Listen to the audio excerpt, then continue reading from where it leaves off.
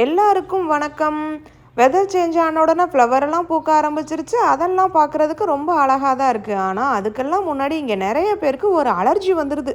இந்த அலர்ஜிக்கெல்லாம் காரணம் மகரந்த தூசி தான். இங்கே பாருங்களேன், இந்த டேபிள் ஃபுல்லாக படர்ந்து கிடக்கிறது அந்த போலன் தான்.